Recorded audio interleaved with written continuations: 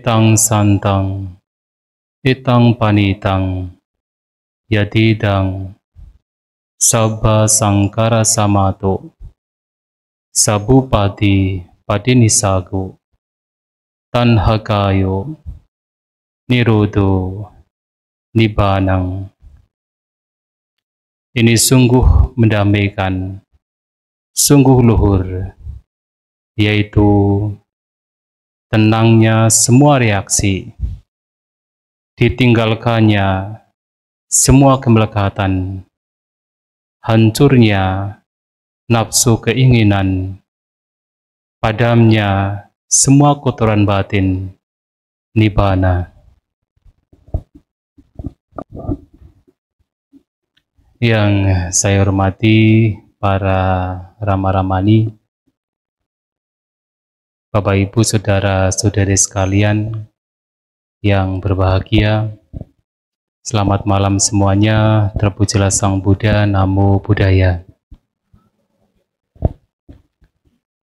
Malam hari ini adalah malam kedua saya mendapatkan kesempatan untuk bisa berbagi dhamma,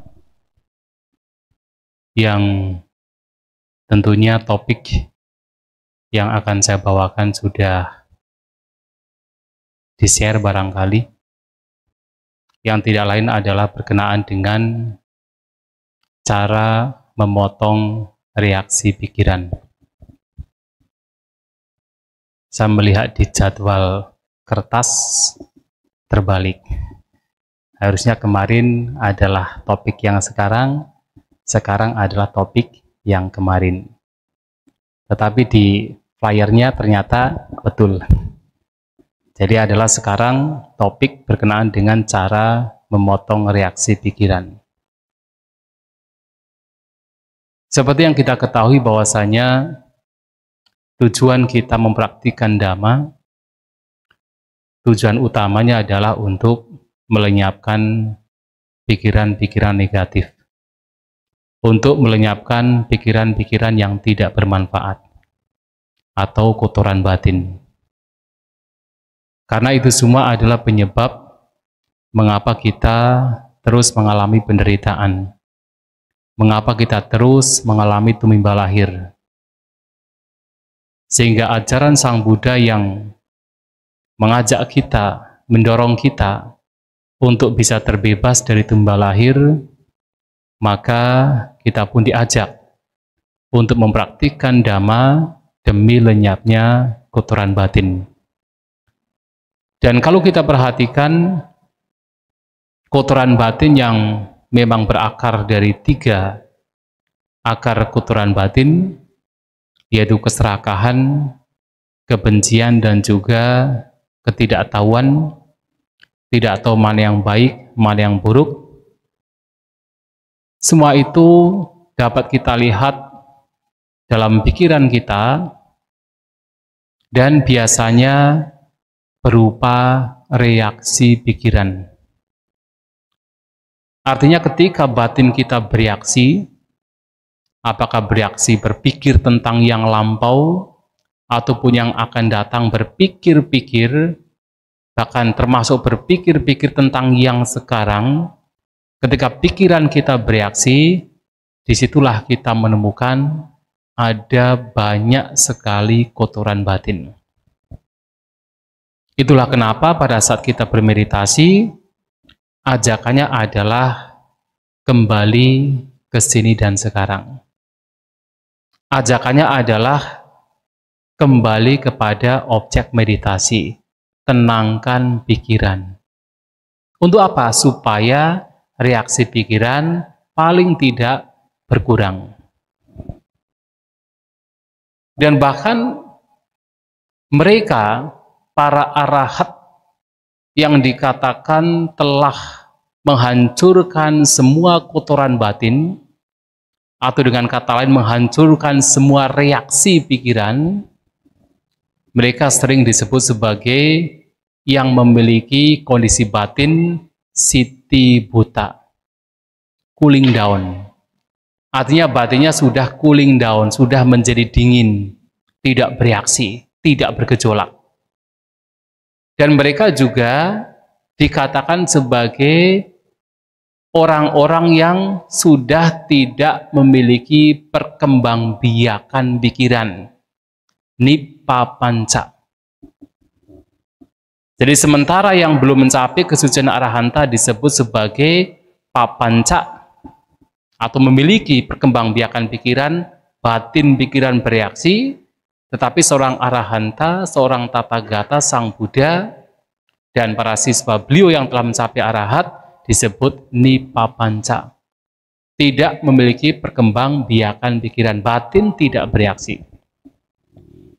Dan bahkan nibbana itu sendiri yang menjadi tujuan dalam mempraktikkan dhamma, nama lain dari nibbana juga disebut sebagai sabba sangkara samata yang tadi telah disebutkan. Redamnya, tenangnya semua sangkara. Yang di sini adalah tenangnya, redamnya semua reaksi pikiran. Oleh sebab itu, kalau kita memperhatikan batin kita, segala bentuk kotoran batin yang muncul dalam batin kita adalah berupa reaksi pikiran. Jadi ketika batin kita bereaksi, pikiran kita itu bergejolak, disitulah berbagai macam kotoran batin sebenarnya ada.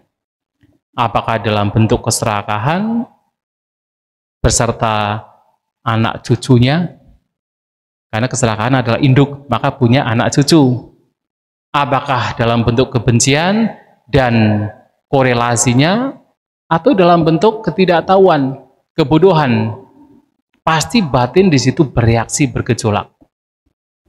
Maka dalam kita memperhatikan dhamma adalah tujuannya bagaimana batin kita tidak bergejolak, pikiran kita tidak bergejolak. Kita mengupayakan untuk memotong reaksi-reaksi pikiran. Lantas bagaimana Sang Buddha menyampaikan bahwasanya dalam reaksi pikiran ini ada banyak berbagai macam kotoran batin. Nah, itu disampaikan di dalam salah satu khutbah beliau yang tidak lain adalah Madhu Pindika Sutta, khutbah di dalam Majjhima Nikaya. Kalau kemarin saya menyampaikan Samadhi Sutta dalam Majjhima Nikaya, ini pun juga dalam Majjhima Nikaya. Nah, dalam khutbah tersebut, bagaimana pikiran kita yang bereaksi ditunjukkan di situ akan banyak berbagai macam kotoran batin. Nah, khutbah ini penting sekali untuk kita pahami. Sebenarnya khutbah ini dimulai dari sebuah kejadian. Pada waktu itu Sang Buddha dikatakan sedang tinggal di daerah Kapilawastu, tempat kelahiran beliau. Dan ketika habis berpindah patah, beliau bersantap dan memasuki sebuah hutan disebut Mahawana, yang itu tidak jauh dari tempat para bhikkhu tinggal yang dipersembahkan oleh masyarakat Kapilawastu, Nigrudharama. Memang kalau pada zaman Sang Buddha biasanya ada wihara, belakangnya ada hutan. Wihara adalah tempat tinggalnya. Nah, kalau mau melakukan padhana, striving, meditasi intensif, masuk hutan. Sebagai contoh misalnya di Jetawana yang dibangun oleh Anathapindika, belakangnya ada hutan Andawana. Kemudian kalau kita pergi ke Veluwana, jadi kalau yang sudah pernah ke India, ke Veluwana, itu tidak jauh dari situ ada namanya Gijakuta. Tidak jauh itu. Kalau zaman sekarang memang kita pakai mobil, pakai bis ya, 5 menit sampai. Tapi kalau zaman dulu mereka berjalan kaki, itu tidak jauh. Jadi ada Veluwana, ada Gijakuta sebagai hutannya. Nah, di sini ada Nigrudharama, ada Mahawana. Kenapa disebut Mahawana? Karena mungkin hutannya besar. Maha, besar. Wana adalah hutan. Kalau di Jawa, wana itu adalah ladang. Tetapi zaman dulu itu adalah hutan. Nah, ketika Sang Buddha habis bersantap masuk ke Mahawana, di situ beliau berada di sebuah pohon. Biasanya duduk bermeditasi. Dan pada waktu itu ada seorang suku Sakya juga seperti Sang Buddha dari Kapilawastu yang juga masuk ke hutan. Ia seorang berumah tangga bernama Dandapani. Kenapa disebut Dandapani? Karena dikatakan dia itu selalu memegang tongkat. Jadi danda itu artinya tongkat. Pani itu adalah tangan. Jadi tangannya memegang tongkat. Bukan karena dia sudah tua, bahkan dikatakan dia masih muda. Karena tongkatnya terbuat dari emas. Jadi ibaratnya untuk pamer-pamer kemana-mana bawa tongkat. Ini loh saya punya tongkat emas. Nah, datang pada Sang Buddha, bertemu dengan Sang Buddha dan biasa saling menyapa.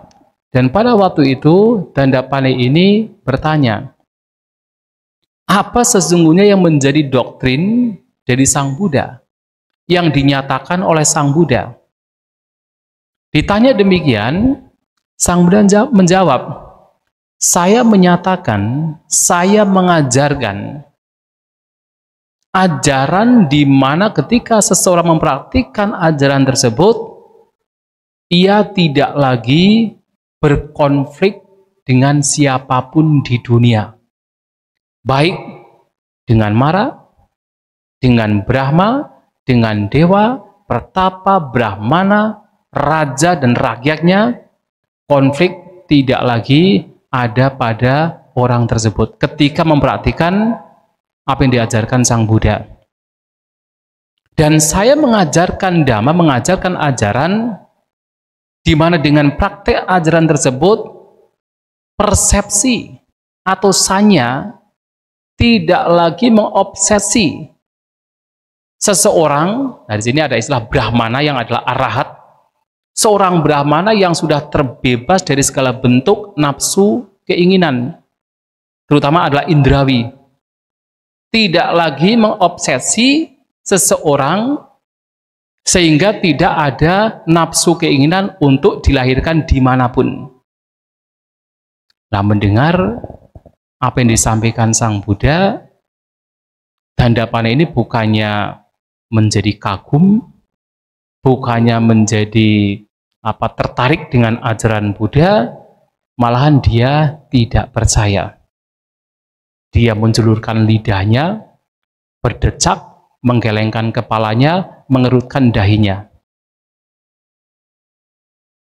Kalau orang tidak percaya kan begitu kan? Nah, seperti itu Dandapani. Apakah karena dia tidak paham sehingga kemudian menggelengkan kepalanya, tidak percaya, atau memang dia tidak percaya dengan apa yang disampaikan Sang Buddha? Dan ketika saya menyampaikan begini, saya juga nggak yakin Bapak Ibu ya paham tidak maksudnya. Mengajarkan Dhamma di mana dengan praktek Dhamma tersebut seseorang tidak lagi punya konflik, tidak lagi bertengkar dengan siapapun. Sang Buddha pernah menyampaikan, dunia datang pada beliau dan berkonflik dengan beliau, tapi beliau tidak berkonflik dengan dunia. Nah, itulah, kalau kita memperhatikan Dhamma, kita tidak akan berkonflik dengan siapapun. Dan yang paling mendalam adalah di mana persepsi sanya tidak lagi mendasari, tidak lagi mengobsesi seseorang yang mempraktikkan Dhamma tersebut. Nah, kemudian karena dia pergi, Dandapani pergi, pada sore harinya Sang Buddha kembali ke Nigrodharama. Dan di sana bertemu dengan para siswanya menceritakan peristiwa pertemuan dengan Dandapani. Dan ketika diceritakan dengan apa yang disampaikan oleh beliau, salah seorang siswanya bertanya, apa yang dimaksud dengan tidak berkonflik dengan siapapun di dunia? Apa yang dimaksud dengan persepsi tidak lagi mendasari, tidak lagi mengobsesi seseorang yang mempraktikkan Dhamma tersebut? Seseorang yang kemudian terbebas dari segala bentuk keinginan berkenaan dengan kesenangan indera. Seseorang yang tidak lagi memiliki ketagihan untuk dilahirkan dimanapun berada. Nah, Sang Buddha mengatakan, berkenaan dengan sebab-sebab di mana gagasan dan persepsi yang muncul dari perkembangbiakan pikiran tidak lagi menyerang seseorang, sehingga di situ seseorang tidak lagi bersenang, tidak lagi bergembira, tidak lagi melekat. Disitulah berbagai macam kotoran batin berupa kotoran batin yang halus, yang kemarin juga sudah saya sebutkan, yaitu raga nusaya, kotoran batin yang halus berkenaan dengan nafsu ragawi, kotoran batin yang halus berkenaan dengan kebencian padika nusaya, berkenaan dengan keraguan-raguan wicikicca nusaya, berkenaan dengan mana atau pembandingan mana nusaya, berkenaan dengan pandangan dita nusaya, dan berkenaan dengan awija, ketidaktahuan lenyap. Kalau seseorang tidak lagi bergembira, tidak lagi bersenang, tidak lagi melekat dengan sebab-sebab yang memunculkan gagasan persepsi yang itu dimunculkan dari perkembangbiakan pikiran, maka disitulah kalau kita boleh menyimpulkan adalah akhir penderitaan. Nah, ketika dijawab demikian, Sang Buddha kembali ke kuti. Nah, para siswanya tidak paham maksudnya apa ini. Tidak sempat bertanya, kemudian Sang Buddha sudah kembali ke kutinya. Lantas mereka berpikir, kira-kira siapa di antara para siswa Sang Buddha yang akan mampu untuk menjelaskan apa yang disampaikan oleh Sang Buddha secara singkat, dijelaskan dengan detail. Maka mereka pergi ke Bhante Mahakaccana. Karena Bhante Mahakaccana adalah siswa yang terunggul, yang bisa menjelaskan pernyataan yang singkat menjadi detail. Maka mereka datang ke sana meminta petunjuk penjelasan dari Bhante Mahakaccana. Awalnya Bhante Mahakaccana tidak mau, dengan alasan kenapa sudah bertemu dengan Sang Buddha yang menjadi sumber dhamma, tidak langsung ditanyakan, malahan tanya ke saya. Ibaratnya kalau ada seseorang yang ingin mencari hati kayu, sudah menemukan batang kayu besar, dalamnya ada hatinya, dilewati malahan mengambil cabang dengan daunnya. Nah, akan tetapi kemudian Bhante Mahakaccana tetap memberikan penjelasan. Nah, penjelasannya adalah berkenaan dengan proses pikiran. Yang mana proses pikiran di sini muncul dari ketika mata melihat objek, bentuk, telinga mendengarkan suara, hidung membawahi bebauan, lidah merasakan rasa, jasmani merasakan sentuhan, dan pikiran memiliki objek-objek pikiran. Nah, dari situ nanti akan memunculkan papanca atau perkembangbiakan pikiran, yang itu adalah reaksi pikiran. Yang tadi, sebab-sebab yang memunculkan papanca ini, jangan kita melekati, jangan kita bergembira, jangan kita bersenang. Ketika ada kelekatan di sana, ketika ada kegembiraan di sana, ketika ada kesenangan di sana, disitulah penderitaan muncul, disitulah konflik muncul, pertengkaran muncul. Maka bagaimana tidak melekatinya, tidak bergembira? Nah, pertanyaannya adalah apa sebab-sebab yang memunculkan papanca sanya sangka, gagasan persepsi yang muncul karena perkembangbiakan pikiran? Adalah satu contohnya ketika berbicara mata melihat bentuk. Apa yang terjadi? Cakun cak padi cak rupe cak upajati caku winyanang. Ketika ada mata dan bentuk, maka di situ akan muncul kesadaran mata. Pasti. Tinang sanggati paso, ketika ketiganya ini berkumpul, ada mata, ada bentuk, ada kesadaran mata, maka di situ akan muncul kontak, pasa. Pasa patsaya wedana. Dengan adanya kontak sebagai kondisi, maka muncul perasaan. Sampai di sini bisa memahami? Pelan-pelan ya. Lantas, yang vedeti tang sanjanati, apa yang seseorang rasakan, itu yang kemudian dia persepsikan, dia kenali. Kalau kita punya perasaan, kita merasakan sesuatu, maka kita akan mengenali sesuatu. Itu adalah sanya, persepsi. Nah, apa yang seseorang persepsikan, yang seseorang kenali, itu yang ia pikirkan. Yang sanjanati tang witaketi. Ketika ada sanya, persepsi, apa yang dikenali, itu yang kemudian menjadi bentuk pikiran. Witaka muncul.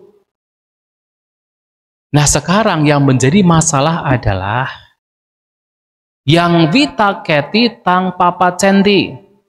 Apa yang seseorang pikirkan, itu yang kemudian dia akan berpikir berulang-ulang, dikembangbiakkan.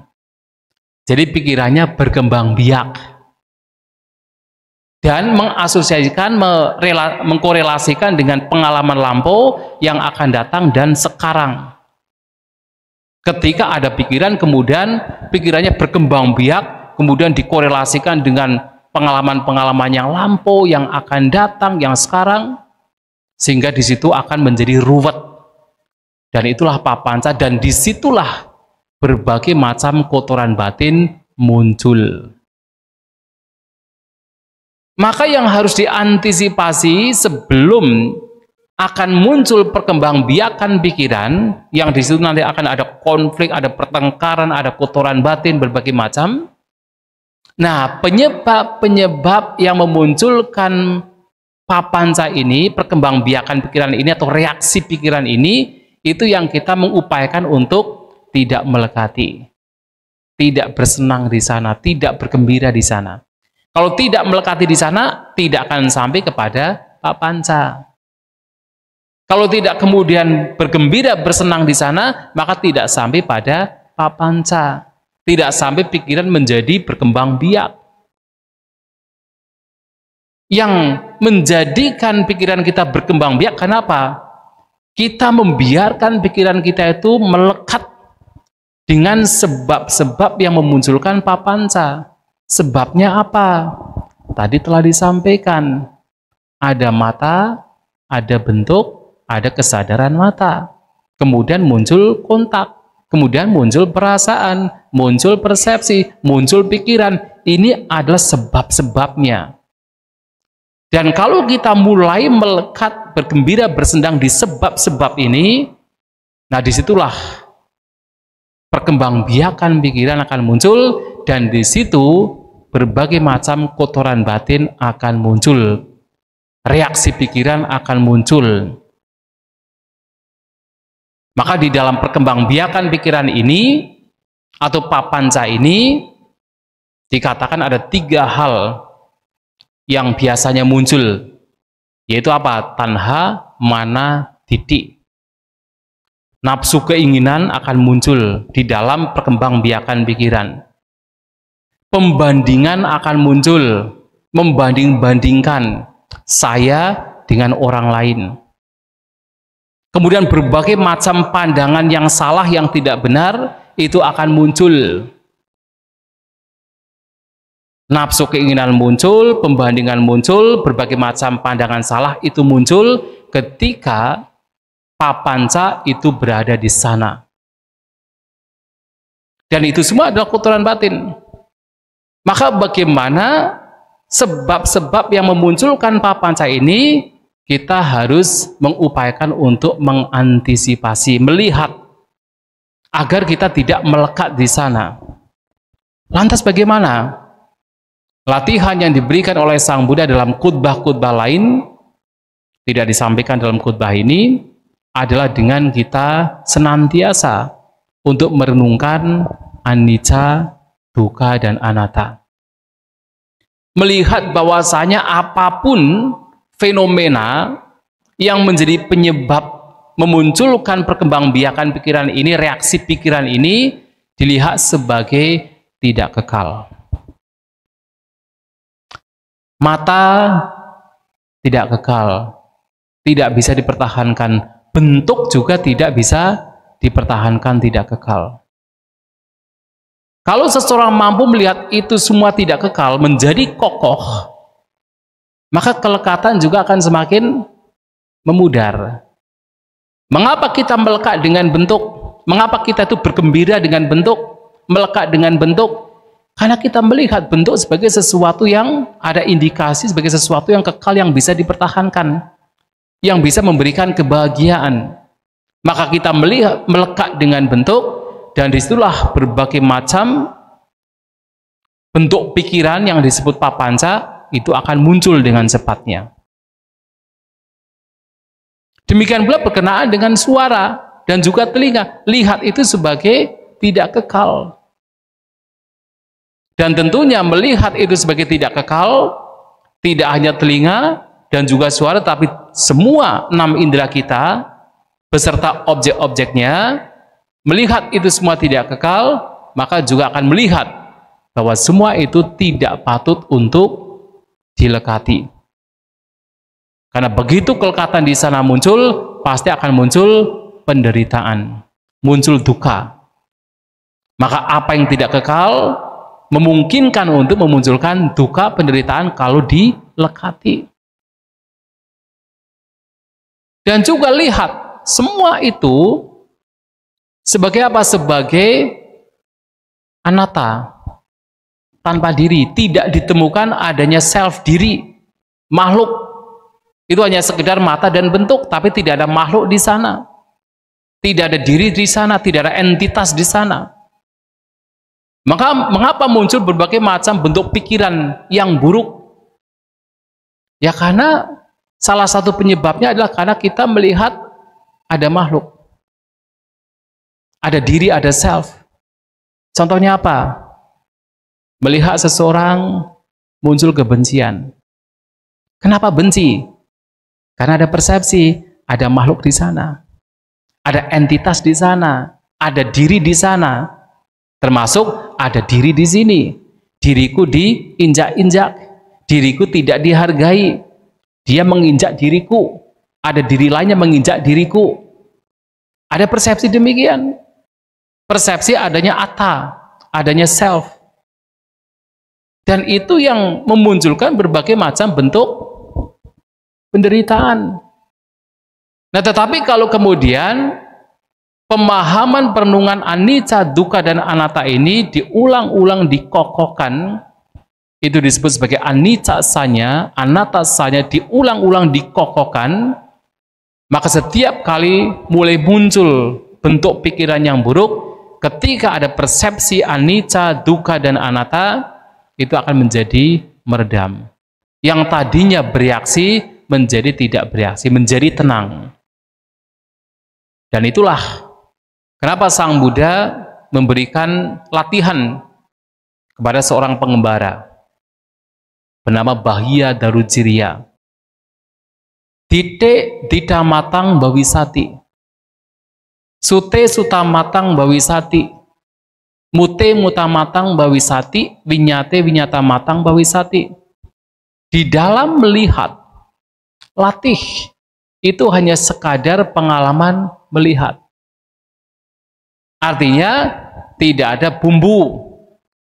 Ini milikku, ini aku, ini diriku, yang memunculkan berbagai macam reaksi pikiran, yang memunculkan berbagai macam kotoran batin. Nah, melatih batin yang demikian tentunya didasarkan pada kebijaksanaan. Mengapa? Di dalam melihat dilatih bahwa itu hanya sekadar pengalaman melihat, karena tahu bahwasanya apapun hal yang berkenaan dengan melihat semuanya adalah tidak kekal, semuanya berubah. Ketika kemudian ada kelekatan di sana, muncul penderitaan. Ditambah lagi, di dalam pengalaman melihat tidak ditemukan adanya diri, adanya self, hanya sekadar pengalaman. Melihat anicca, dukkha, dan anatta, nah seseorang batinnya akan menjadi semakin mereda. Artinya reaksi pikiran akan semakin mereda. Tidak hanya di dalam melihat, termasuk di dalam mendengar. Sute sutamatang bawisati.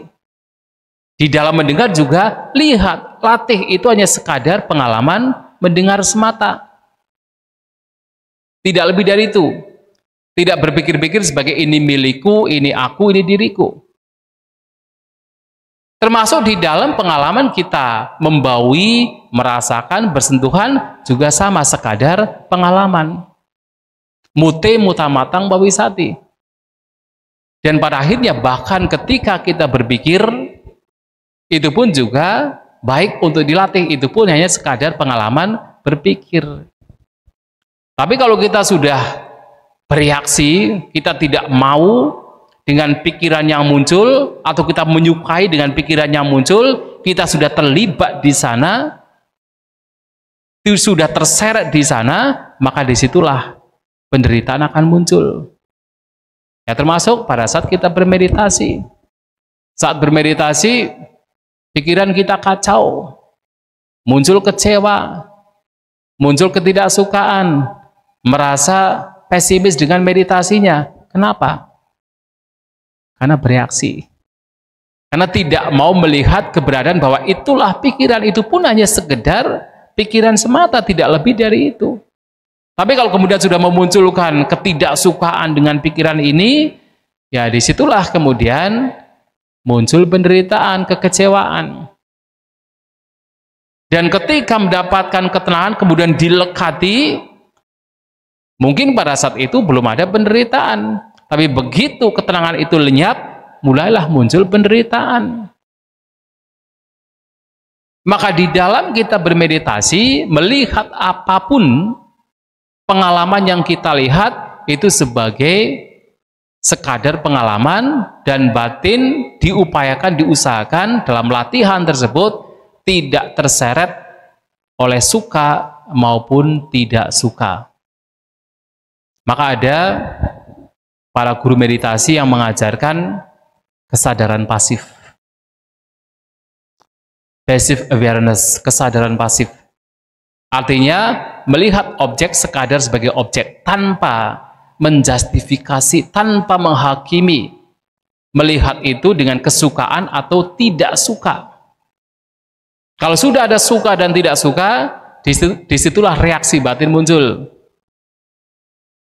Maka di dalam Mahasatiparana Sutta, selain kita harus punya semangat, punya perhatian, dan punya sampajana, kebijaksanaan, berkenaan dengan anicca, dukkha, dan anatta, kita pun juga harus memiliki satu kualitas. Vinaya loke abhijja domanasang. Meninggalkan abhijja domanasang di dunia, atau di setiap pengalaman. Abhijja adalah keserakahan, domanasang adalah kebencian. Dengan kata yang sederhana, meninggalkan suka dan tidak suka terhadap apapun pengalaman yang muncul. Batin menjadi seimbang. Nah, itu latihannya. Saat kita melihat bentuk dengan mata, yang di situ tentu ada kesadaran mata, mendengar suara dengan telinga, membaui bebauan dengan hidung, merasakan dengan lidah, bersentuhan dengan tubuh, dan berpikir dengan pikiran. Kita membawa batin untuk tidak melekat di sana, sekedar menyadari, melihat itu sebagaimana adanya, yata butang pajanati, tetapi itu semua muncul dari kebijaksanaan. Melihat itu semua dari anicca, dukkha, dan anatta.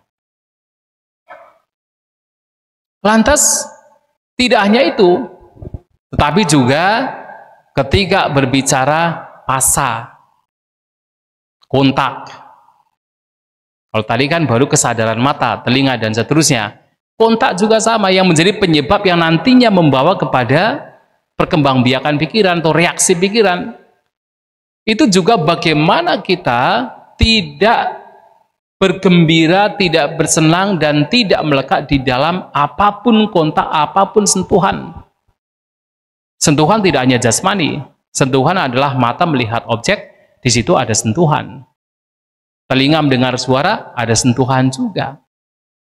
Nah, kalau kita melihat bahwa semua keberadaan dari pengalaman kita berupa pasa, berupa sentuhan, sebagai juga anicca, dukkha dan anatta yang tidak layak untuk dilekati, maka batin juga akan menjadi semakin tenang.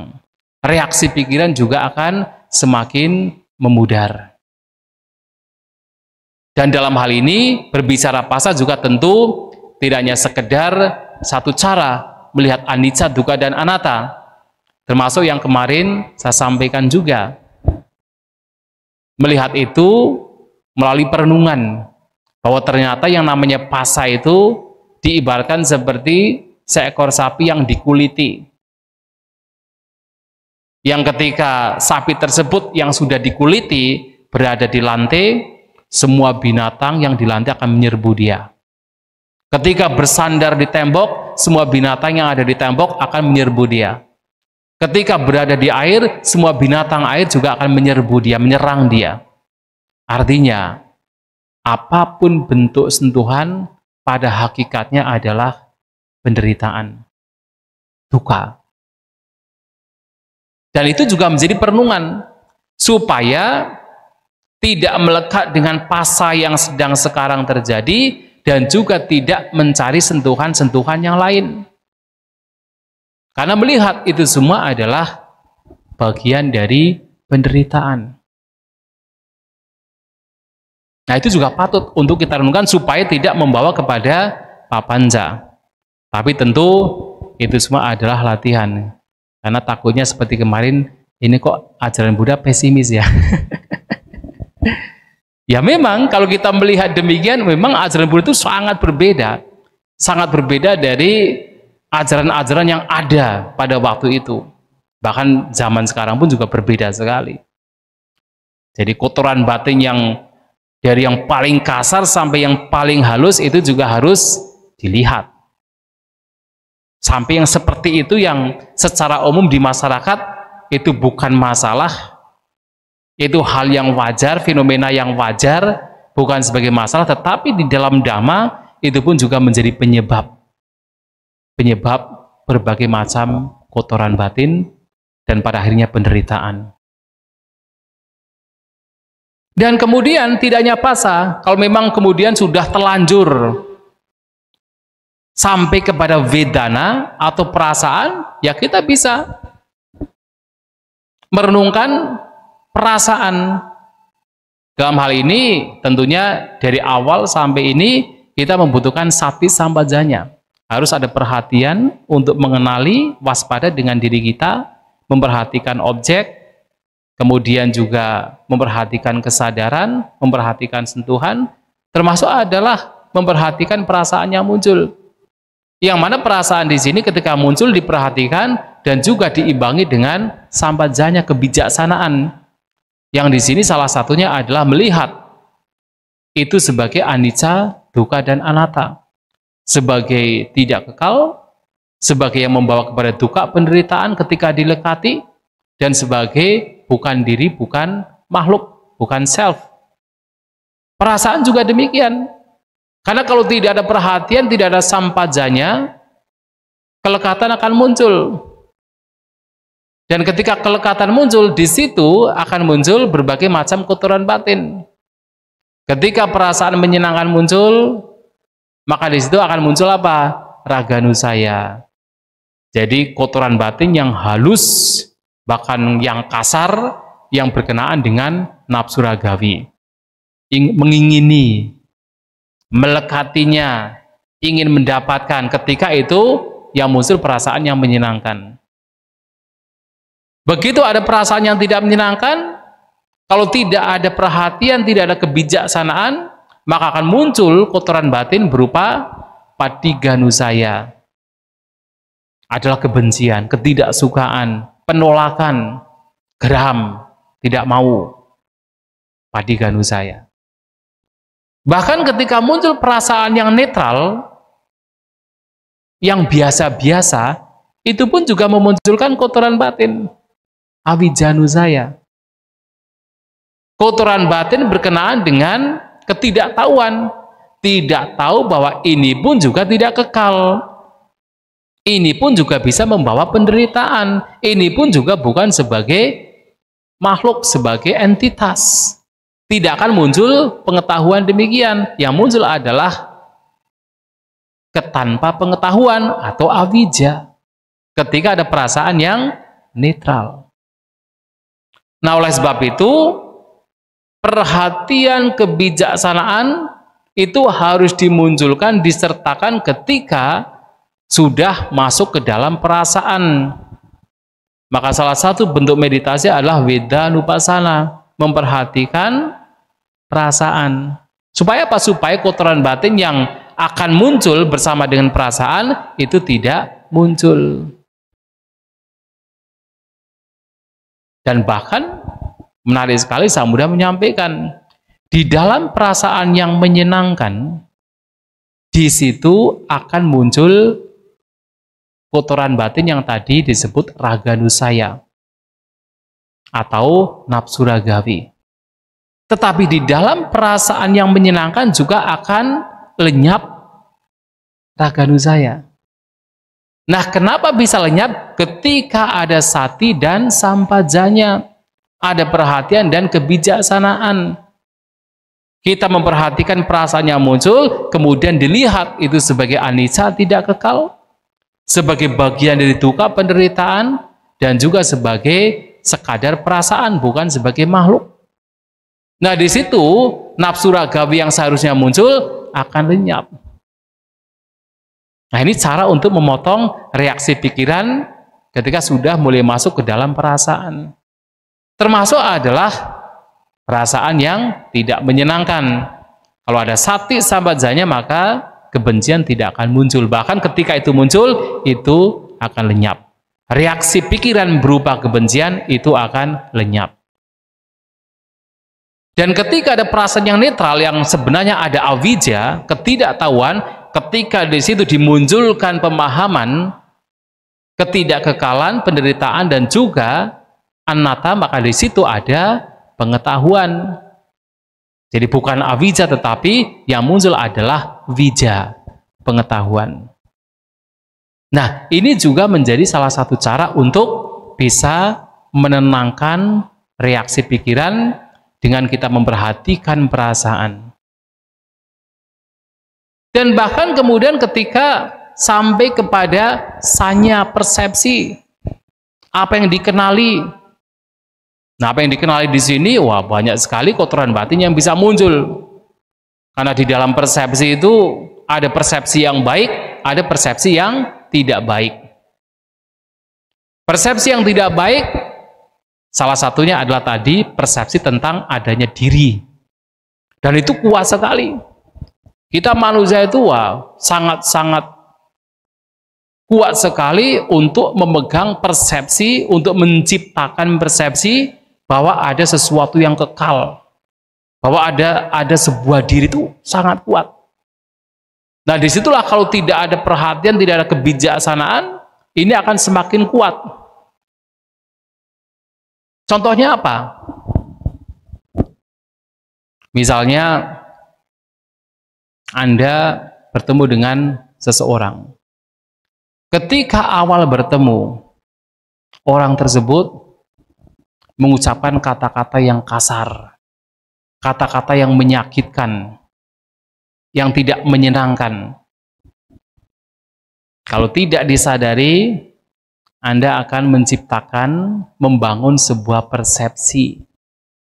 Ada makhluk, ada diri, ada seseorang yang tidak beretika.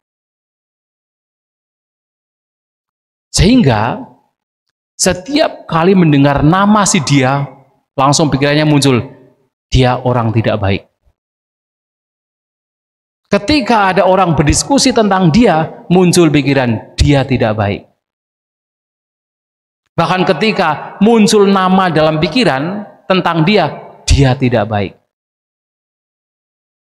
Kita membangun sebuah persepsi ada sesuatu yang kekal, yaitu seseorang yang tidak baik. Sehingga wajar kalau kemudian ketika orang benci kemudian sampai bertahun-tahun tidak mau hilang, sampai meninggal tidak mau hilang. Kenapa? Persepsi kekekalan, termasuk persepsi ada self, ada diri. Padahal kalau kita mau melihat realitas,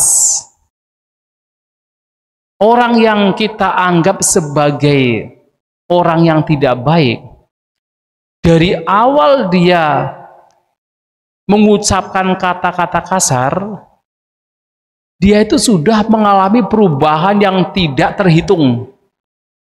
Betul tidak? Sudah mengalami perubahan yang tidak terhitung. Mungkin ketika kita berpikir, oh dia tidak baik, padahal dia sekarang sedang meditasi. Oh dia buruk, padahal dia sekarang sedang berdana. Tapi persepsi yang kita bangun, ada seseorang yang kekal yang dikatakan sebagai tidak baik. Dan itulah yang kemudian memunculkan berbagai macam bentuk pikiran yang buruk. Nah, oleh sebab itu, untuk bisa memotong reaksi pikiran demikian, pikiran-pikiran buruk demikian, itulah kenapa kita membutuhkan perhatian dan kebijaksanaan. Kita melihat ke dalam batin kita. Ketika persepsi itu muncul, kita lihat. Kemudian kita renungkan ketidakkekalan, anicca. Merenungkan bahwa tidak ada yang disebut sebagai makhluk. Hanya sekedar fenomena yang terus mengalami perubahan. Sehingga apa? Persepsi demikian, lambat laun juga akan semakin kuat. Artinya persepsi yang baik, persepsi tentang anicca, tentang anatta akan semakin kuat dan batin akan menjadi semakin tenang. Reaksi pikiran tidak akan berkembang. Nah, itu yang kita butuhkan. Nah, persepsi-persepsi yang buruk yang sebenarnya itu adalah tidak kekal, dianggap kekal, yang sebenarnya adalah membawa duka, dianggap membawa kebahagiaan, yang sebenarnya adalah tanpa diri, dianggap sebagai diri, itu yang harus kita lenyapkan. Diganti dengan persepsi ketidakkekalan. Persepsi bahwa ada duka penderitaan. Dan persepsi bahwa yang ada adalah anatta, tanpa diri, tanpa self. Memang sulit. Tetapi itulah yang diajarkan Sang Buddha. Kalau gampang semua orang sudah mencapai arahat. Tapi itulah, kita memahami demikian, itu sudah luar biasa sebenarnya. Karena memang sesuatu yang bahkan di dalam teori saja itu sulit. Apalagi di dalam kita membawa batin kita untuk mengarah kepada apa yang kita pahami, itu jauh lebih sulit. Tetapi ini sudah menjadi langkah bagi kita untuk mengenal Dhamma dengan lebih baik. Nyasanya. Kemudian vitaka juga sama. Ketika muncul pikiran, apakah pikiran senang, tidak senang, pikiran yang netral, itu juga dilihat sebagai apa? Anicca, dukkha, dan anatta. Nah, Sang Buddha memberikan sebuah penjelasan di dalam Indriya Bhavana Sutta. Ketika mata melihat objek, nah biasanya akan muncul 3 jenis pikiran. Manapang, amanapang, manapa-manapang. Pikiran senang, tidak senang, dan pikiran yang netral. Yang itu tentu muncul dari perasaan senang, tidak senang, dan juga netral. Ketika muncul demikian, baik untuk direnungkan bahwa apapun bentuk pikiran yang muncul itu adalah sangkata, olarika, padicca samuppanna. Sifatnya berkondisi, sifatnya kasar, dan kemunculannya bersebab. Yang kalau kita lihat ke dalam lagi adalah untuk melihat bahwa apapun bentuk pikiran yang muncul itu adalah tidak kekal, itu adalah dukkha, itu adalah anatta. Nah, merenungkan demikian, maka akan muncul pengalaman yang lain. Etang santang, etang panitang, yadidang upeka. Ini mendamaikan, ini luhur, yang tidak lain adalah upeka, batin menjadi seimbang. Artinya tidak bereaksi. Ketika melihat bentuk-bentuk pikiran ini sebagai anicca, dukkha dan anatta, batin menjadi seimbang, batin tidak bereaksi. Nah, ini juga apa yang disampaikan oleh Sang Buddha. Lantas bagaimana kalau sudah terlanjur menjadi papanca, batin sudah berkembang biak? Bahkan ketika batin sudah berkembang biak sekalipun, sudah bereaksi sekalipun, ketika kita hidup berkesadaran, kita memunculkan perhatian, dan di sana disertakan kebijaksanaan, itu pun juga akan menjadi redam, menjadi tenang. Tetapi walaupun sudah tenang, sudah redam, nanti akan muncul lagi. Sampai hanya ketika orang telah terbebaskan dari segala bentuk kotoran batin, memang batinnya sudah tidak bereaksi lagi. Sabha sangkara samata. Sudah tidak berkembang biak menjadi nippapanca. Dan itu adalah seorang arahanta.